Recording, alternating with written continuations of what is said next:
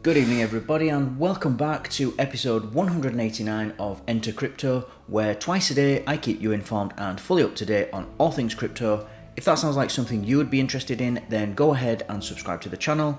I put out a new video every 12 hours. So tonight we're going to be talking about the SEC, and this is an article from CoinDesk and it's in their policy section. So the article is titled SEC is completely out of control, says A16Z's crypto's head of policy. So as always, we'll read through the article quickly and then we'll remark and comment after. So at the annual Futures Industry Association conference in Boca Raton, representatives from crypto companies argued the lack of regulatory clarity would stifle US innovation.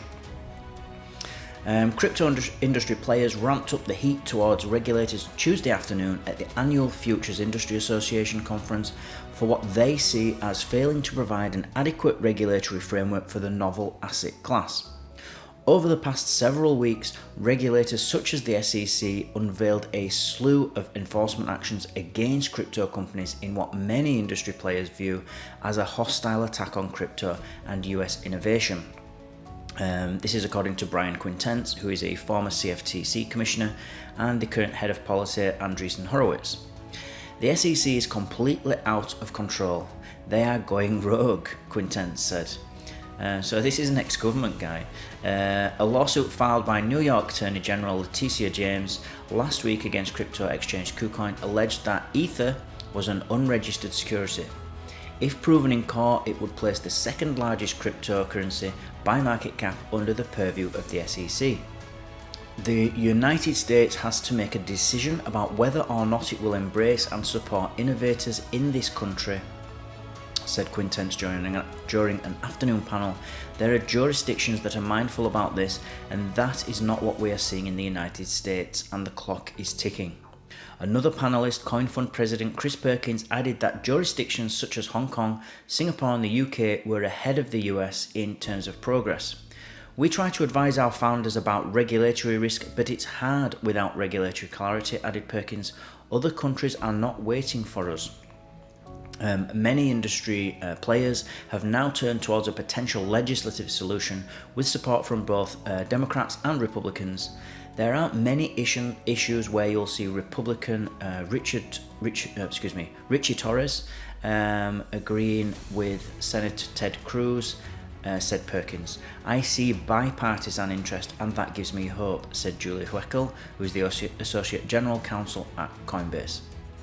So this is an article basically about, commenting on the SEC and how this guy thinks that this ex-CFTC guy who's now working for A16Z thinks that they're out of control. Now, I don't think they're out of control. I don't think that when he says they're completely out of control, it's a little bit sensationalist in my opinion, but the fact is that because crypto is so novel and new, it's very difficult to regulate.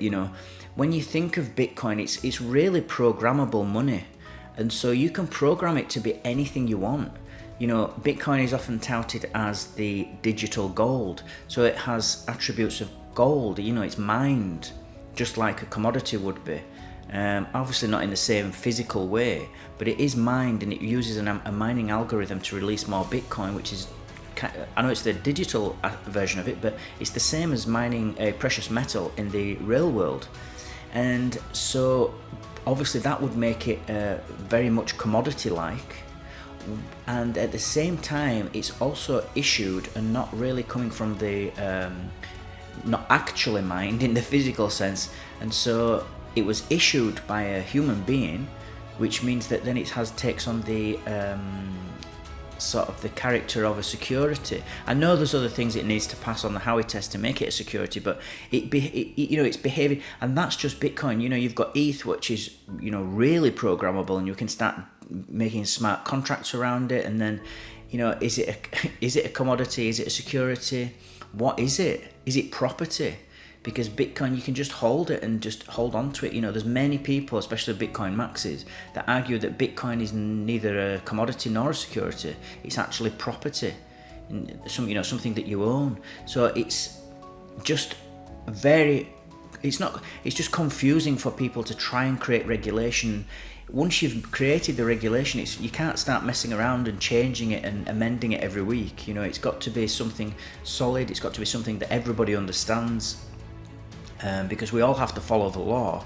And so if we all have to follow it, you can't make it too complicated or too complex for people to understand. Otherwise, they're not going to be able to follow it. And so, more and more, this is just getting more and more common. We're seeing this every week now, where the SEC is just getting blamed constantly for not coming out with regulation. We need, in the crypto industry, as every industry, if you want crypto to comply and you want us to follow the rules and follow the government's rules and laws, then you have to create the laws. There are no rules for crypto. There are no regulations. So if you don't create the regulations, we're not able to comply. It's we've got to have clarity. So some regulatory clarity. Now this is just for the SEC. I know that the UK is working on creating regulation, and as it said in this article, Singapore. There's lots of countries all deciding.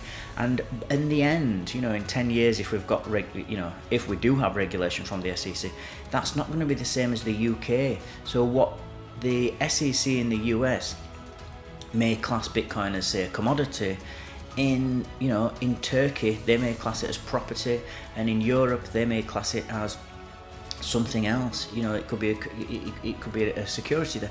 And it's different for Ethereum, for, say, Polkadot, for Cardano.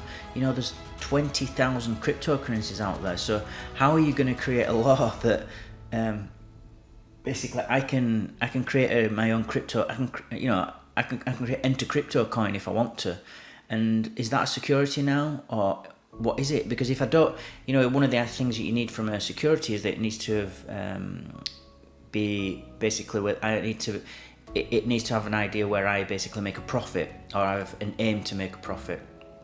Well, if I create my own coin and then just give it away, and I'm not interested in profiting at all, it's sort of kind of like a charitable act, then what am I? Then what is this new token? Because we've never been able to do that before. With the technology, didn't exist for individuals and organizations to just create a token that has value, or that represents value anyway, and be able to run with that. So it's very difficult for everybody, and I think a lot of governments are looking at each other and seeing what are they going to do. So people are looking at the UK and saying, well, what are they going to do? Are they going to be doing it this way? Are they going to do it that way? So so they can kind of copy it. And I think everyone's just trying to see what the other government's doing, so that they don't make too much of a mistake. Because if you do make a mistake here, it's quite obvious to me anyway. It's a bit like the internet, that the internet is the future, and cryptocurrency is just an extension of the internet, really. To me, it's just the internet of value.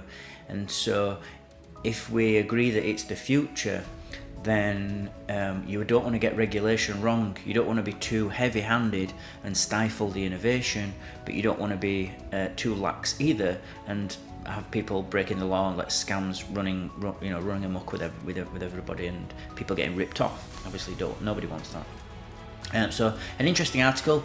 As always, thank you for watching. Thank you for listening. That's this evening's article. Remember, everybody, to please subscribe to the channel. Join my team and I'll keep you updated on all things crypto every 12 hours. Smash the like button if you feel you got value from this video, and I'll see you all in 12 hours time.